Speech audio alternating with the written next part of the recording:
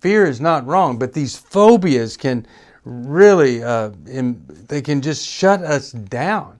I mean, if we're afraid of death, then you don't live because you're so worried about dying. If you're afraid of losing control, people want you to die because you're so bent on controlling everything out of that fear of losing control. From New Life Ministries, this is Going Deeper with Stephen Arterburn. I'm Stephen Arterburn.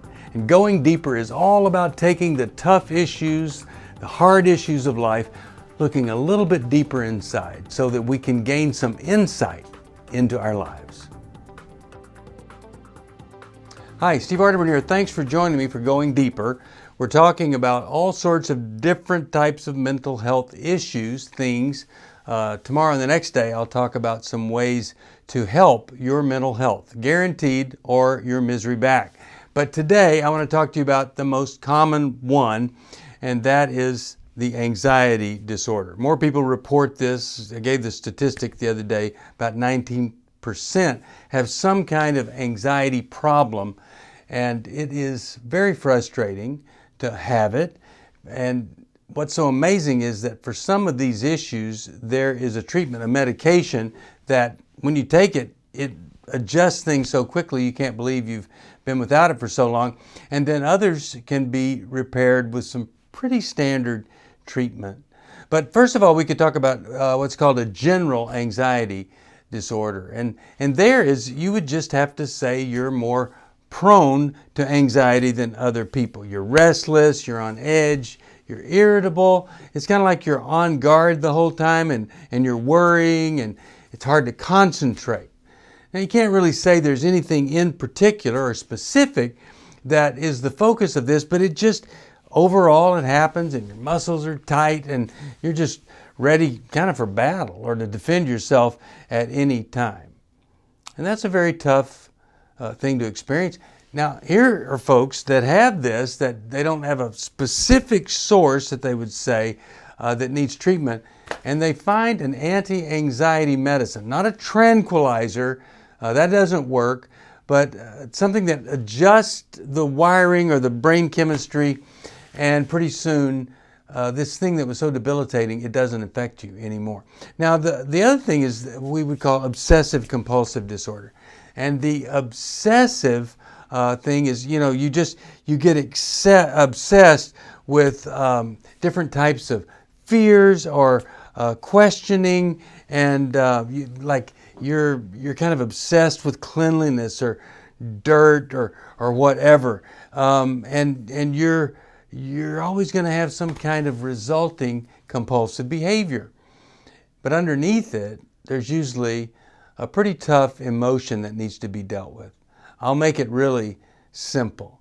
If I feel dirty because someone sexually abused me, well, then I may become obsessed with cleanliness, and I could become a compulsive showering addict. When I worked in psych hospital, some people would come in, their skin was red and peeling because they took 20 showers a day trying to get free of all of the germs and the bacteria, and they could never do it. So underneath every obsession, I believe, is an unresolved feeling or a trauma that's led to the obsession, and then there's this action that simply has to be performed.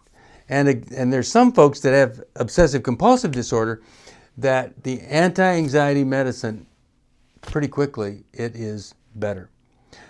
Panic disorder, that's where a person thinks they've got everything under control, but all of a sudden, impending doom, terror sets in, and you think you're going to die. And I remember having this experience before I moved to California, and when you get through it, you just can't believe the extreme reaction you had. This doesn't make any sense. But in my case, it was something that helped me survive because I realized I was so afraid and so in denial about moving, the panic attack woke me up. Phobias. This is where we have fears, unrealistic fears or augmented fears of different things. Fear of spiders, whatever. Fear is not wrong, but these phobias can really, they can just shut us down.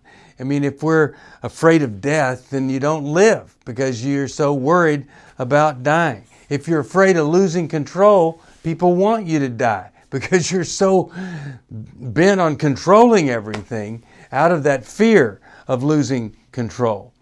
And sometimes people with phobias, they're afraid to even get out of the house. And of course, that's called agoraphobia, where, you just want your life to be safe and you continue to shut in and lower the boundaries and borders. And then finally, maybe someday, you're just stuck in your bedroom and can't get out and there's no hope. Finally, social anxiety. Whenever I'm with other people, I'm anxious, I'm uneasy, I'm drained by the experience. I just am not one to connect with folks very much. I'm being afraid of being judged, or I feel inferior to them. And so all these things cause me to hate being with other people and then loving my time alone. But that time alone can really destroy us emotionally. If you've struggled with some of these, we could help you at 1-800-NEW-LIFE. I don't know of anybody that's ever just on their own resolved some kind of mental health issue in isolation.